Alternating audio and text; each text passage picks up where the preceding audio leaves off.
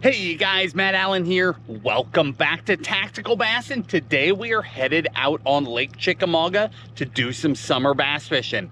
Come along.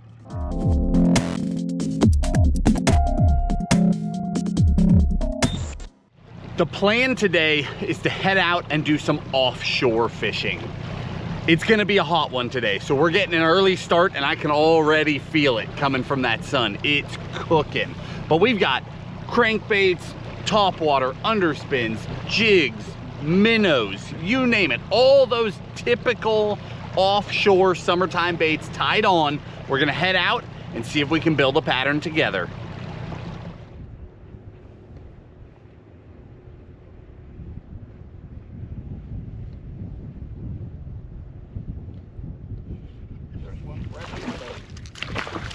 White bass.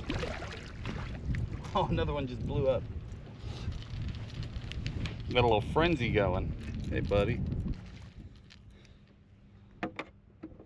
I'm slinging the tactical DD around. The idea today is that a lot of fish have gone offshore. Some have gone deep, some have just gone offshore, not necessarily deep. But these outside fish, these offshore fish in the summer, will often school together. And we've talked about this before. But these fish will school up. So we can go hopping around slow fishing, looking for onesies, twosies, right? A fish here, a fish there. Or we can search high percentage locations. What is a high percentage location? That's going to be, in a normal highland reservoir, that's going to be main lake points that run out further than the other points, or pinch points, a narrow spot in your lake where you've got a point on both sides and it just narrows up the lake. So anything traveling through has to pass the point on one side or the other. Offshore humps. Lowland reservoir, very similar. Offshore humps, main lake points. If you're on a system that has ledges, of course the ledges out in the open water. These are places where fish will congregate. If you have current flowing through the system, they'll congregate even more. The Tennessee River, where I am today, has a ton of current flowing through it. Now, not this morning. From what I can see, there's very low flow this morning, which does not bode well for us, but we'll just, oh, got her hung up. We'll just power through that. There we go. We'll just power through it. We'll find fish. Anyway, hopefully this afternoon there's more flow. I didn't even bother to look, but we'll just adapt with the conditions. But the more current there is, the more the fish congregate.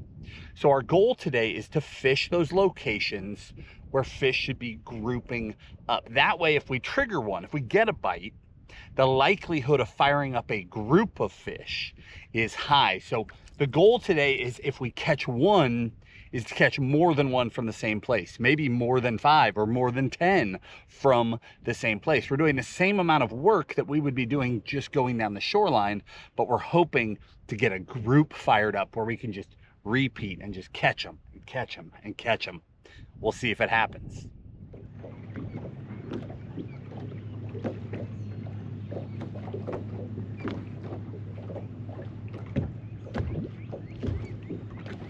There's one.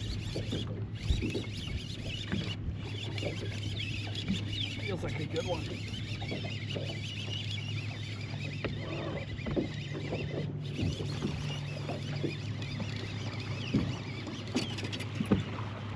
That'll do.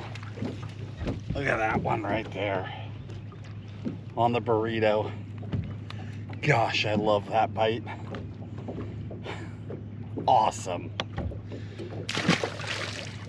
If you're wondering about the weird change in weather, this has not been a strong start this morning. I've run half a dozen spots.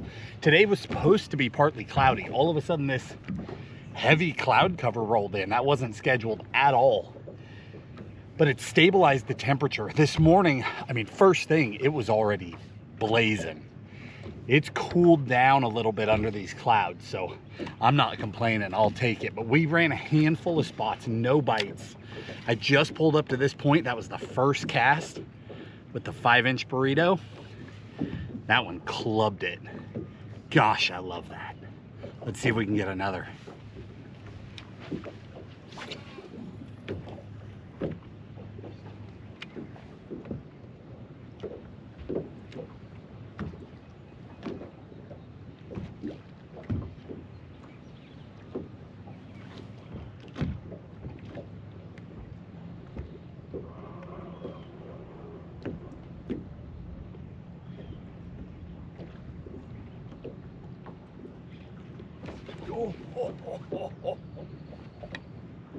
What a freight train. Oh, I missed him again. What a bite. Oh my gosh. Got him.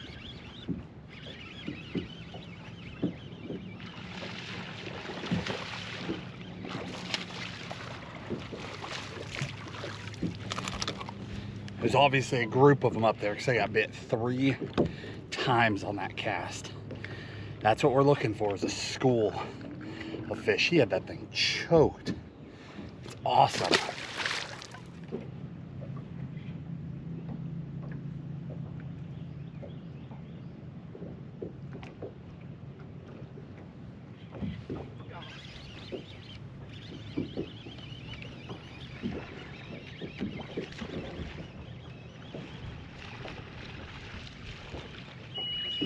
I'm just dragging this poor fish.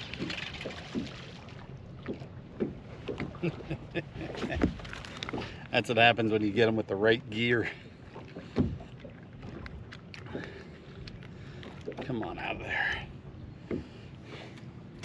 So much fun. I'm throwing this on the same thing I always throw it on. X-Pride 7.7 Heavy. It's a very unique rod. It's really a jig rod. Heavy Texas rig rod, but it loads up so beautifully with this Burrito. I just have so much confidence in that. Got a Corrado 200M on here. For those that aren't familiar, that's the replacement of the 200K. It's just got an upgraded MGL spool in it. That's the biggest difference. It's got a spool that casts more efficiently, casts a little bit further. Everything else is very similar.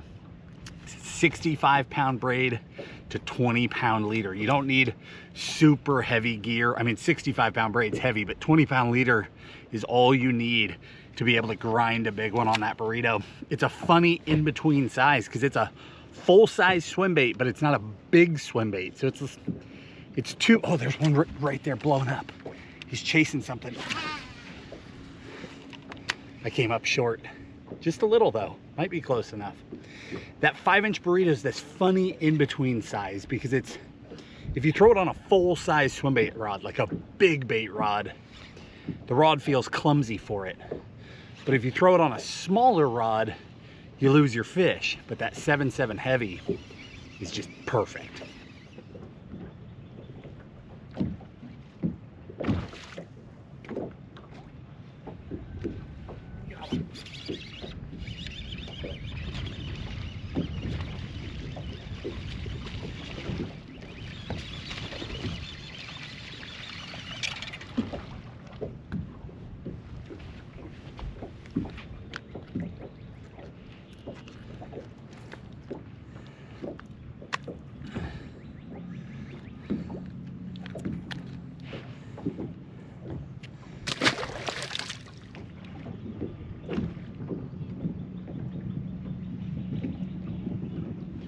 Got him.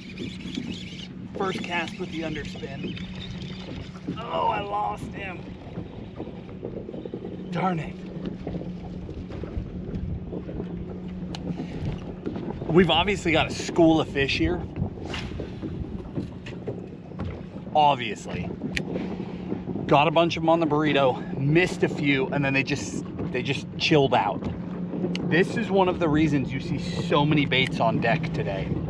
When I'm fishing for groups of fish, it's hard enough to find them, right? Once you've found them, you want to catch as many as possible. Having multiple baits to switch to.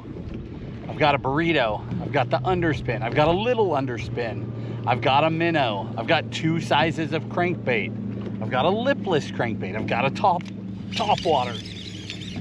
Having those options helps us to keep a school of fish fired up, because once they start calming down on a bait, the whole school's mood will sort of shift. They'll all start to slow down together. But if you could switch baits quickly and get one more to bite, sometimes you can get that whole school to keep the activity going, and you can really drag it on and on and on by making effective bait switches before the fish cool all the way off.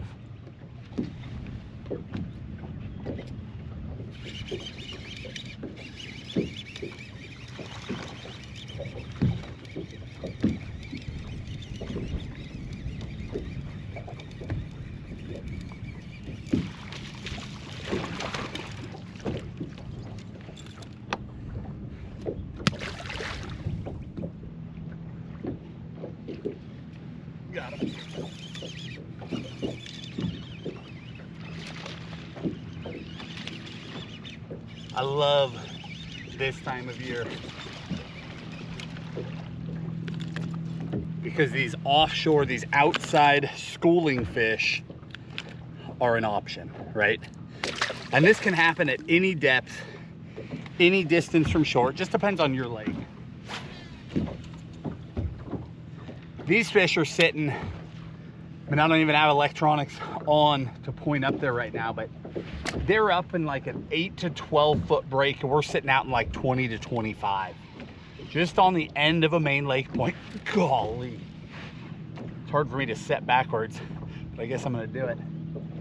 Out here on the end of a main lake point, nothing super special, except that the fish are here, right? I've hit a handful of other spots just like this morning. There weren't fish on them today. There's fish on them other days. Either they weren't there or they weren't biting, right? I'm looking for active schools of fish, and we've got one. So much fun. I'm definitely noticing that we're catching a slightly smaller fish on the underspin than we were on the burrito on this spot. I may switch back to the burrito, see if we get another good one, or maybe we just caught the good ones first. It's hard to say.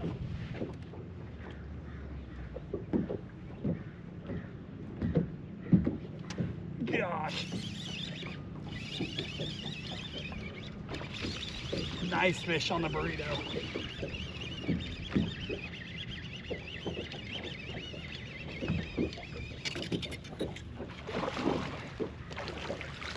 Yeah. They're definitely keyed in to that bigger profile. Look at that one. That one's got a big old gut on it. He's been eating good. Oh, there's one on it. Oh, get it, get it. Come on, come on. I switched to topwater. I just had one blow up on it twice. Gosh, I love a midday topwater bite in the summer. So many people overlook that. You know, they throw them early and late. There's a lot of good fish that'll eat in the middle of the day. These fish's metabolisms are high. They're hungry. They're willing to chase. You just never know when they'll take a shot at the topwater.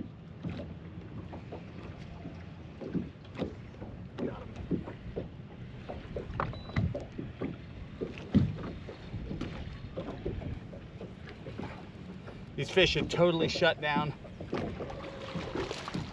I cycled through those same baits one more time. No bites. Picked up the crank. That's the Tactical DD. That's the second cast. See if I can get another one right away.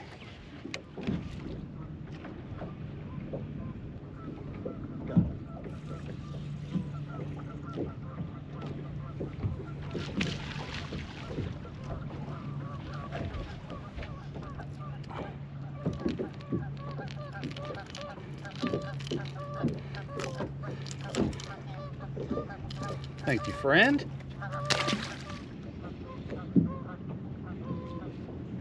Go.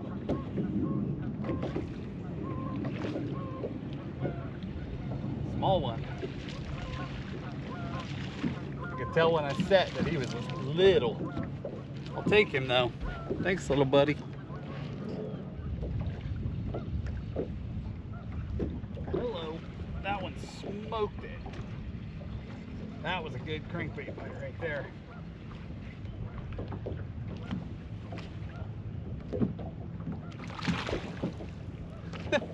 White bass. That makes sense.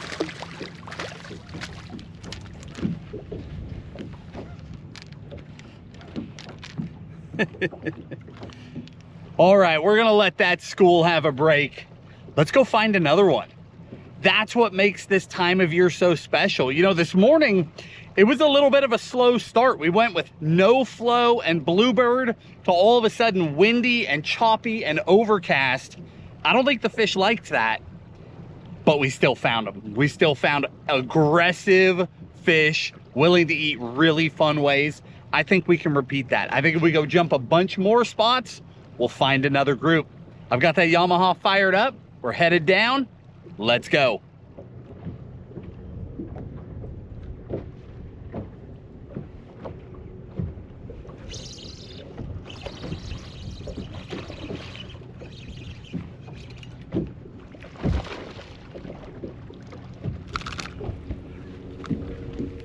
One on the minnow.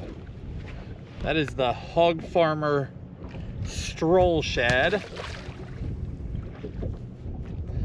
It's the 5-inch Stroll Shad, and then I put that on a Dirty Jigs HD tungsten guppy. I'm fishing blind off the end of this point, so we're on a long tapering point. It's only about 6 feet deep, and then at the end it breaks to maybe 12 to 14. And I threw right out off the end of that, let it go to bottom, started shaking. As soon as I started shaking, I got bit. I missed one on the cast before, so hopefully that's the start of another school. We'll know soon enough. But I've hit, since that last school was firing, I've hit 4 places. I've had 1 short strike. All 4 places had groups of fish on them. When I would go over them with side imaging, I could see that they were there, and then I would turn the boat around, start firing. They're just not in the mood. Again, there's not a lot of current today. Probably late this afternoon, we'll get some current. I don't know if I feel like staying out that long. We've already caught a bunch of fish. But most of the schools I've run into have not been in a feeding mood.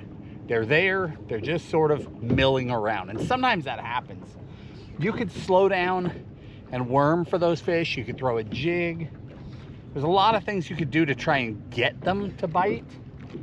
But more often than not, if I'm on a large enough fishery where I can run a pattern, I like to just keep moving, searching for those active fish, rather than taking a school where we know they're totally shut down for whatever reason, be it weather, pressure, whatever might have shut them down. For me, no flow. Rather than trying to occasionally get one to eat on a slow moving worm, I like to just keep going. Because what you saw just a few minutes ago, we got a whole group going, right? We caught a pile of them. We caught nice ones. We caught the entire size class out of 1 school. It's a really fun one. I'm just getting short strikes. It must be smaller fish out there just nipping at the tail of this thing. But I'm getting bit. That's good. Maybe I'll start rotating baits. See if we can get them to hook up.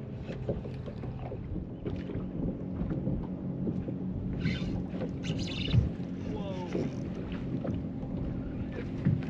That's no bass. That's got to be a drum. It's too strong. Yeah, that's a drum. They smoked that Stroll Shad.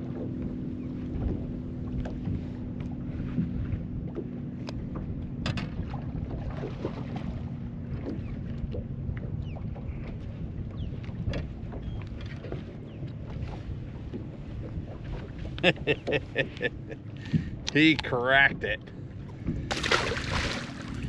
Oh.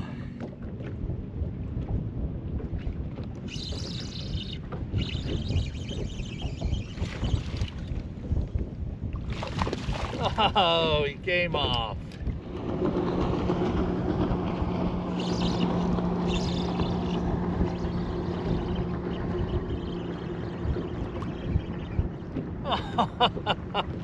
I lost him.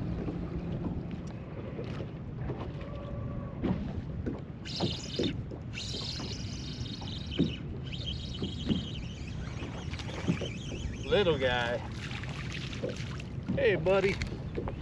I think that's what that last one I lost was too. He didn't feel very big, but I still appreciate it.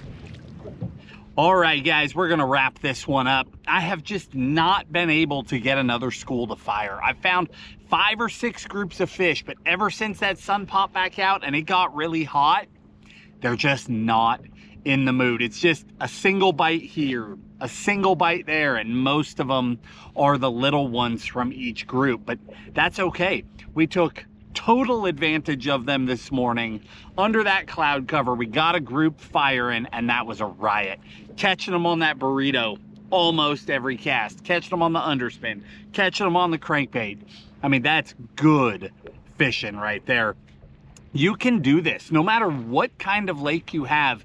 You can look for places that are likely schooling locations out on the main body this time of year, and you can get a group of fish going just like I did.